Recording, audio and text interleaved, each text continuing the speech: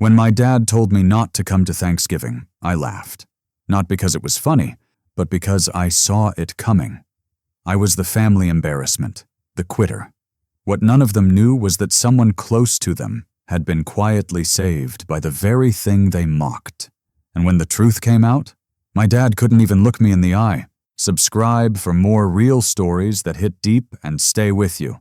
Hey, I'm Daniel Reese, 34, from Baltimore. I walked away from a cushy job as a corporate attorney 3 years ago. Everyone thought I'd lost my mind, especially my dad, a decorated military vet turned judge. What I do now doesn't come with a title or a corner office. I run a small online grief support platform for men called Still Here. It started as a side project after I lost my best friend. It saved me, then others. But to my family, I was just unemployed. I showed up to my mom's birthday dinner 2 years ago in a thrifted button-down and jeans. Everyone else looked like they'd stepped out of a Nordstrom ad. My dad barely nodded when I walked in. My sister whispered, "You still doing that grief blog thing?" with a smirk. I smiled and said, "Yeah." No one asked more. The night dragged on. Talk of promotions, bonus checks, vacation homes. When I said I'd just launched a forum feature on Still Here, my cousin asked, "People really pay for that kind of stuff?" I nodded, sipping my water. Some do. Some just need a place to not feel crazy. The table went silent for a beat. Then someone changed the subject to Tesla stocks. After dinner, I helped clear plates. My mom gave me a soft smile and said, "You've always had a good heart, Danny, but maybe it's time to think about something real." I didn't say anything back. I'd heard that line so many times it was starting to echo. People think burnout looks like a dramatic walkout or some Jerry Maguire moment. For me, it was silence. I'd sit in my corner office, stare at contracts I couldn't read anymore, and feel nothing. My best friend, Marcus, used to text me during lunch breaks. We were both grinding in the legal world, both pretending we were okay. Then he stopped texting. Found out he'd died by suicide. No note. Just gone. That broke something in me. Or maybe it woke something up. I started Still Here that same week, just a blog. One post. "I miss you, man." It went semi-viral. Men started messaging me, strangers, some saying they hadn't cried in years until they read it. Others just wrote, "Me too." I knew I couldn't go back.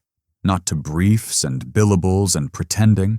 I needed to build something for guys like Marcus, guys like me. But every time I tried explaining that to my family, all they heard was that I'd thrown away a career.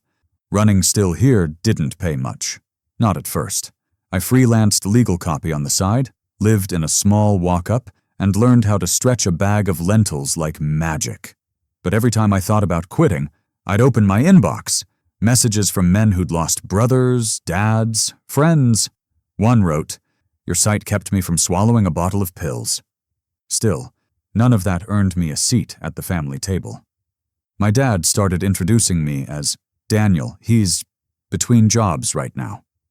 My sister once said, "It's cool you have a little passion project."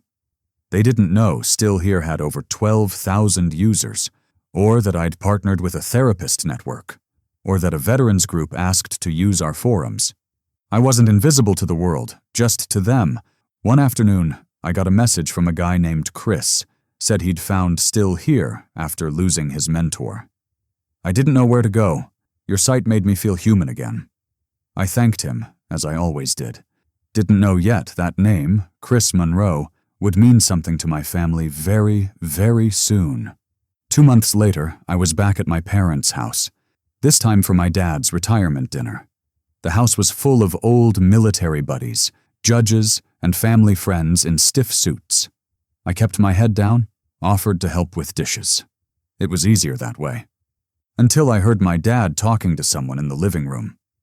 "Chris Monroe," he said, "one of the best young guys I've mentored in years. Kid had a rough time after his boss passed away, but he's bounced back. Started speaking at veterans groups, doing advocacy work. Really proud of him." I froze. Chris Monroe. I pulled out my phone, scrolled through my messages. Yep, same guy. The one who told me Still Here kept him afloat. The one who asked if I'd ever consider doing a podcast together. I walked into the living room. Did you say Chris Monroe? I asked. My dad looked over, caught off guard. Yeah, you know him. He's on my platform. We've been talking for months. Silence. Then a laugh. One of Dad's friends. Wait. You're the guy behind that men's grief site? The room turned to me, and for once, no one was smirking. The room stayed quiet for a moment, and then someone said, That site saved Chris's life, didn't it? My dad looked at me, really looked at me, for the first time in years. His jaw tightened like he was chewing on something hard to swallow. He didn't say anything then, just nodded once and poured himself another whiskey. Later, as people were leaving, Chris Monroe showed up. I'd never met him in person, only messages, a Zoom call once, but there he was, shaking hands, back-slapping people. When he saw me, he broke into a grin. You must be Daniel, he said. I've been meaning to thank you. Your platform, still here. It changed everything for me. I smiled, shook his hand. My dad stood behind me, watching. Chris turned to him. Judge Reese, I don't know if you knew, your son's been one of the most important people in my life this year. My dad nodded again, then finally said, No, I didn't know, but I do now. And just like that, something cracked open. The guests thinned out, the house got quiet. I stayed behind to help my mom with the dishes, like always. My dad was sitting in his armchair, staring at the TV, volume low. As I was getting ready to leave, he called out, Danny, sit for a sec. I did. He didn't look at me right away, just rubbed his hands together like he was warming them up for something difficult.